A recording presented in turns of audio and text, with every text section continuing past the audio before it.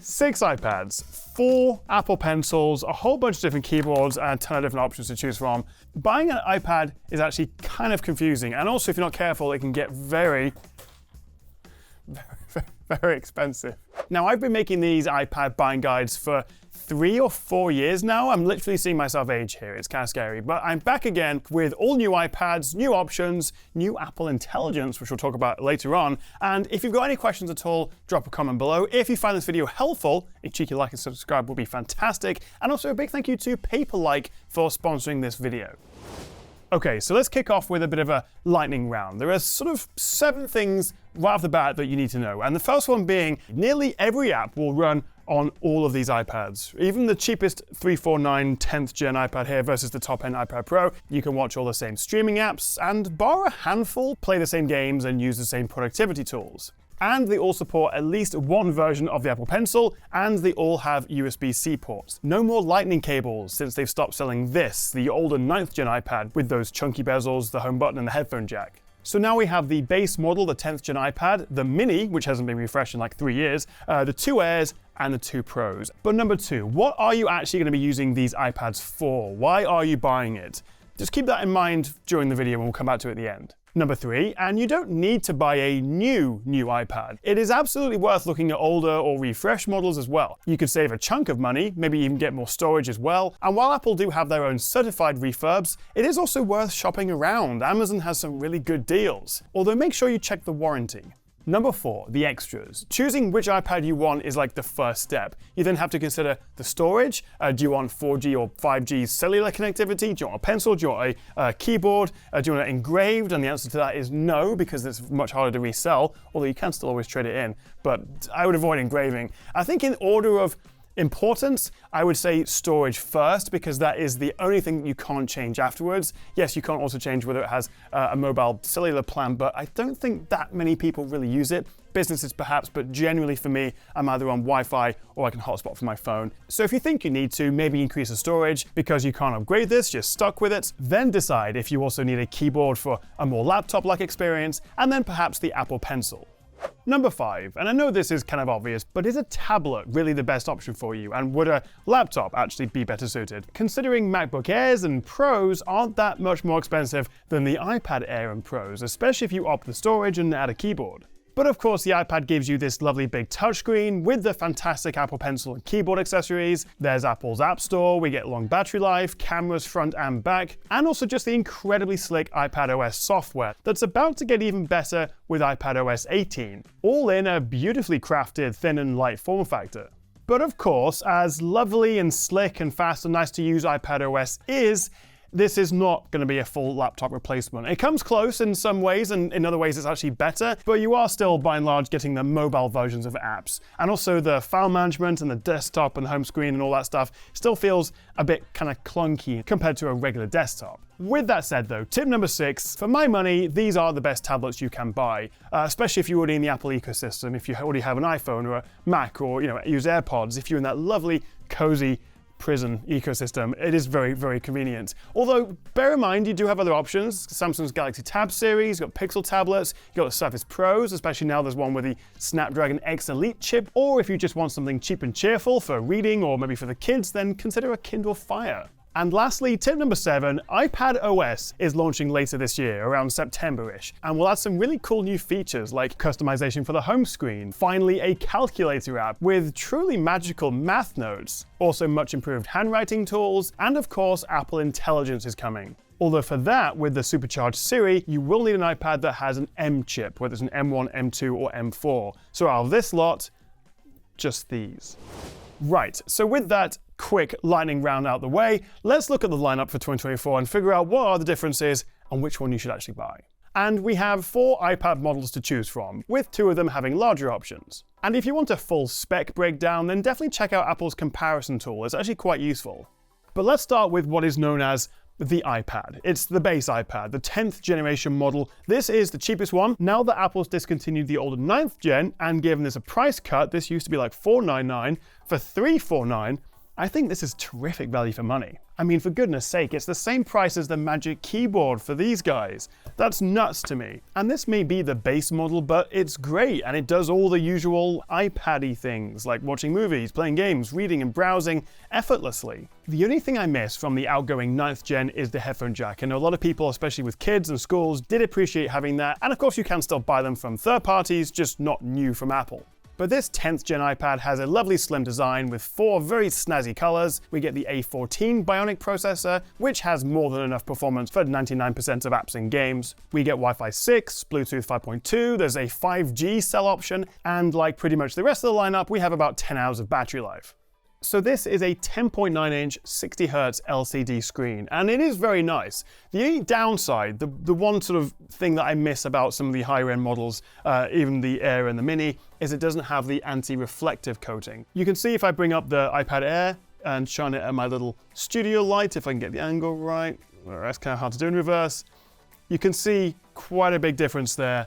And like its predecessor, the 9th gen, this is still the only iPad that doesn't have a laminated screen. So you can see just a tiny bit of a gap between the glass and the screen underneath, but it's not really a big deal. Most people wouldn't care. As I say, there's USB-C for charging and plugging in accessories. We get stereo speakers, top and bottom, Touch ID fingerprint login, and we get the selfie camera on this side here, which is the better position for it using it horizontally, and only just got updated with new pros. And it supports the Apple Pencil, although it is only the 1st gen model, but with the USB-C charging. The only issue, as I say, really is that the screen isn't quite as nice as the other ones, and it does only come with 64 gigs of storage as standard. Now a quick word from today's sponsor, PaperLike. Drawing on a glass iPad screen never feels quite as good or as easy to control as drawing on actual paper does, which is where the PaperLike comes in. I'm using the PaperLike for iPad screen protector here, and to be honest, this is the first time I've used it, and it's been a genuine surprise just how much this feels like real paper when I'm doodling and drawing and writing. And it's all down to PaperLike's unique nanodots microbead tech, which gives the texture, the feel, and the feedback like your pencil is gliding over a paper surface, which helps you judge your movements more precisely, meaning fewer mistakes and better results. And a big one for me is your wrist also moves more smoothly across the surface without sticking to the screen like it does on the glass. And it also gives this lovely matte look, which also minimizes glare, kind of like the nano texture option you get on the Pros, except this is a lot cheaper and you can take it off if you want to. And it doesn't dim or distort the colors. Plus it works as a screen protector, and it is only slightly thicker than a human hair. And if you're still not sure, there is a 100-day satisfaction guarantee, so if you don't love it, PaperLike will offer a free replacement or refund within 100 days. Can't argue with that. And it's not just for iPads, so definitely check out the full PaperLike range, and I will leave a link in the description below. Alright, next up we have the iPad Mini, which unbelievably is the 2021 model. This hasn't been updated for like 3 years. Still very nice though, it is still the most compact option here, and I think really the best if you just want something that can literally fit in your pocket, or for reading books, or if you just simply don't want a huge screen. The trouble is, it's quite expensive, £499, so it's 150 quid more than this guy, which obviously has the bigger screen as well. Also 60 Hz, also starts with 64 gigs of storage. However, it does get the anti-reflective coating. It is a laminated screen, very nice, but still 8.3 inches. It's a very nice screen size, and it is also obviously the lightest iPad among the lot. So I suppose on paper, this kind of makes the least sense given the specs and the price, but there is something nice about this size. And my wife Sarah absolutely loves this. She has it propped up on her makeup desk watching shows. She takes it to work and hands it to clients to show pictures. It's a really nice size for that. I do kind of like it. I just wish they'd refresh it because this is nearly 3 years old. Maybe drop the price a little bit. And also, I use an iPhone 15 Pro Max, and when you're watching a TV show or a movie with a letterboxing, you're getting near enough the same amount of actual usable screen size when watching a show on this. Performance also gets a small bump over the basic iPad with the A15 Bionic chip, and it supports both the Apple Pencil USB and the more capable 2nd gen Apple Pencil. But then again, because of its size, it doesn't really have a great keyboard option, although of course you can just use Bluetooth keyboards and put it on a smart foldy case thing. And it's not a deal breaker, but I would say the iPad Mini has the worst battery among these guys, not significantly, more like 9 hours rather than 10 hours. But would I pay £150 more for this over this? I don't know if I would. All right, we're moving up in the world. Let's talk about the newly refreshed 2024 iPad Airs. We have an 11 and a brand new 13-inch version, which I was going to try and, let's just do it. Let's try and pick up both side by side and Let's see if I can make that work. And now the screens are too bright. Okay, I'll cut to B-roll. So technically, these are the 6th generation iPad Airs. And on the outside, except for this larger model, not much has really changed versus the previous Airs. Really, this is a bit of a spec bump as we get the M2 chip, which was previously in the iPad Pros. And finally, they have doubled the base storage to 128 gigs on the iPad Airs. For the longest time, forever, they've been 64 gigs, same as these guys, but now 128. I still think that's a little stingy for 2024 given the prices, but I'll take it because for my last 2 or 3 iPad buying guides, it's always been, well, the iPad Air is great, but you're going to want to double the storage to 128, and at that point, you're pretty close to the Pro iPads, so then it became a bit confusing, but that makes it easier to recommend the Airs now. Or does it? Because the Air is still in a kind of awkward place. It's significantly more expensive than the regular 10th gen iPad, which does pretty much everything you want an iPad to do, and while also missing out on some of the cool tricks and 120Hz and OLED screens of the iPad Pros. I think the question a lot of people will be asking is, should they buy the iPad Air and spend extra money over, say, the base 10th gen model? Well, the Air does get the much faster M2 chip with its Meteor engine, which makes it much faster for video editing. And because it is an M series chip, it will be fully compatible with the new Siri and all the Apple Intelligence stuff when it becomes available.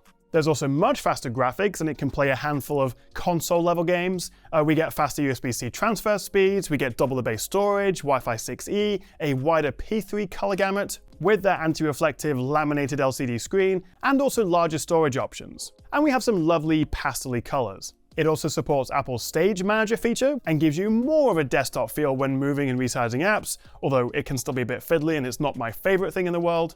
And it also supports the fantastic but very expensive Magic Keyboard, as well as both the Apple Pencil USB and also the brand new Apple Pencil Pro. And altogether, Pencil Pro, Magic Keyboard, the Air becomes a hugely capable, almost laptop replacement, and without costing an absolute fortune like the iPad Pros. Oh, and good news, both the new Air and the new Pros have had their front-facing camera moved to this landscape position rather than at the top, which makes a lot more sense, as now you are centered for your video calls. But realistically, just everyday use, you're not going to feel that much difference really between the 10th gen and the iPad Air. As I say, both LCD screens, both 60Hz, general performance is pretty much the same unless you're video editing or playing high-end games. Both have the landscape selfie cams with center stage, stereo speakers, USB-C, Touch ID, 12 megapixel cameras, 5G options, and around 10 hours of battery life. But even with all that performance under the hood, because we have that 60Hz screen, it just doesn't feel as fast as the Pros. And if the Apple Pencil support, particularly the Pro, is really important to you and you want the absolute best pencil experience, you'll want to go with the Pro because it has that high refresh rate as well. It's not a bad experience by any stretch on the Airs, but that is a little bit just more responsive. For £250 more than the 10th gen iPad, it is a little bit hard to recommend the iPad Air. I think what makes it really stand out is the 13-inch model of this, and you can see my pet friend's memory from 2021. We got Sylvie the cat there. If I was going to go for the Air, I think I would actually go for the 13-inch version because you're getting this really lovely big screen, but it is £500 cheaper than the similarly sized iPad Pro. And the bigger screen is just so much more immersive for movies and games, and the extra space makes multitasking and using the keyboards feel less cramped. And while we are certainly into laptop money territory at this point, especially if you bump the storage and add a keyboard and pencil, but if you do just want a big screen iPad that does everything you need, skip the Pro, go for this. Now before we finish with the Pros, let me just take a second to talk about the accessories, the keyboards and the pencils, because it is a bit confusing. So there are 4 Apple Pencil options, and put simply, all new iPads will work with the entry-level Apple Pencil with USB-C, which attaches magnetically but lacks wireless charging, and also you don't get pressure sensitivity, but it is the cheapest one. But now we have a new pencil on the scene. This is the Pencil Pro, which just launched alongside the refreshed Airs and Pros, and despite the Pro name, this will also work with the new iPad Airs. And it adds features like haptic feedback, and it lets you squeeze and do barrel roll controls, which artists I've spoken to actually seem pretty excited about, plus there's Find My support in case you lose it. Now, the iPad mini, as well as previous gen iPad Airs and Pros, use the older Apple Pencil 2nd gen, and has full pressure sensitivity and wireless charging, and therefore is better than the basic Apple Pencil USB-C, but it's a bit more expensive. And finally, the basic iPad, the 10th gen one here, also supports the older 1st gen Apple Pencil, but has the awkward charging because you need a lightning adapter, so for the basic iPad, I would go with the Apple Pencil USB-C. And apparently, if you leave the battery completely discharged for a number of weeks or months, then it will just die, which is not ideal, so make sure you keep yours topped up. And then we have the keyboards. And just in terms of official keyboards, as I mentioned, the iPad 10th gen gets this lovely Magic Keyboard Folio with a touchpad and function row, although it doesn't hold the iPad as high as the regular Magic Keyboard does, making it a little bit trickier to use on your lap and also misses out on backlit keys. But you can split it into stand mode if you don't want to use the keyboard. The new iPad Airs, as well as the last couple of gens of Airs and Pros, are compatible with the original Magic Keyboard, which is still fantastic and lovely to type on. But it is very expensive, as is the new Magic Keyboard exclusive to the new Pros, and it's kind of like a second-gen Magic Keyboard, with a bigger glass trackpad with haptic feedback, along with a full set of function keys, making it look and feel almost identical to a MacBook Air keyboard and trackpad. But at £349, it is an awful lot of money. As I say, it's the exact same price as the 10th gen iPad. But I would say if you are going to buy an Air or a Pro, the keyboard does make a significant difference to the functionality of it. It really can be close to a laptop replacement with the keyboard. And it's just lovely to type on if you can stretch your budget that far. Alright, so that's the accessories. Let's talk about these new iPad Pros. Just refresh for 2024 with a pretty big upgrade actually. Thinner, lighter, we have the new M4 chip, and not only does it come in 11 and 13-inch sizes, this is also the first time that we have an OLED display on a laptop. The Airs, the Mini, and the regular one all use LCD. The previous 12.9-inch iPad Pro did have a mini LED screen, which is very nice, but this tandem OLED is even nicer, with no light bleed or blooming, with deeper blacks, better contrast, same brightness up to 1600 nits, 120 Hz, so it feels incredibly fast. And the best bit is you get the exact same screen on the small 11-inch as well. Previously, that had to make do with a crappier screen, while you had to spend the extra money to get the high-end mini LED. With the new Pro lineup, it's the same screen on both, just a different size. It's also ludicrously thin, at 5.1 millimeters for the 13-inch or 5.3 for the 11. It's also ludicrously powerful with their M4 chip, which gives the M3 chips in a MacBook Pro a run for their money, which is even more impressive given this doesn't have a fan for cooling. But it is also ludicrously expensive. The 11-inch iPad Pro starts at £1,000, $999. Although they have also doubled the base storage like they did with the Airs, but now up to 256 gigs, which is very nice, and probably enough for most of us at the Pro end. And small note, but if you do go with the 1 or 2 terabyte option, then it also doubles the RAM from 8 to 16 gigabytes, and you also get an extra core on the processor. Would you notice much difference? Probably not, but then if you are going to spend this kind of money on an iPad Pro anyway, then I guess paying the extra for the 1 terabyte and getting those extra upgrades could be worth it if you have very, very deep pockets. And also there is now an option for a nano texture display coating on the 1 and 2 terabyte models, which costs an extra £100 or so and reduces glare and reflections. So handy if you're using it outside a lot, but it does also come at the expense of contrast, and it can also affect the viewing angles. But the 120 Hz just makes everything feel faster and smoother, and also does make the Apple Pencil a little bit more responsive. It's such a lovely thing to use, it really, really is. Hard to get over the price, and functionally it's not that significantly different than, the cheapest one here. And love or hate Apple, but you have to give them credit for this kind of engineering. It's absolutely insane. Other upgrades with the Pros include quad speakers, which sound incredible, although the 13-inch Air speakers are noticeably better than the 11-inch. It's like a halfway house between these. We also get quad studio mics, we have Face ID login rather than Touch ID, faster Thunderbolt USB-C, which allows you to connect up to a 6K display. We have the True Depth selfie camera, we have up to 16 gigs of RAM, and it also supports 4K ProRes video recording, as well as hardware 8K H.264 and AV1 decoding, which may mean nothing to you, but if it does, great. The Pros also do get the LiDAR sensor, and we also have a new True Tone flash, which they say makes taking pictures of documents a bit more realistic than natural lighting. Weirdly though, they have dropped the ultra-wide camera. That has now gone versus the older Pros. I guess the biggest issue is that while these OLED screens are very nice and it is ludicrously fast, it can't really do anything the older Pros couldn't do, or even the Pros before that. We're still at this point with iPads where they're so powerful, so fantastic, but they're just kind of hamstrung by the software. And as much as the new Apple Intelligence that will come baked into iPadOS 18 for the Airs and the Pros, it is still iPadOS. So app compatibility, multitasking, that's not really changing, although I am looking forward to being able to customize the home screen more. And the crazy thing is, a top spec iPad Pro, 2 terabytes with a keyboard with a pencil, is about £70 more expensive than a 14-inch MacBook Pro with an M3 Pro chip and also a terabyte storage. It can be a little hard to justify, which, if anything, just makes it easier to recommend the 10th gen iPad. I love this thing.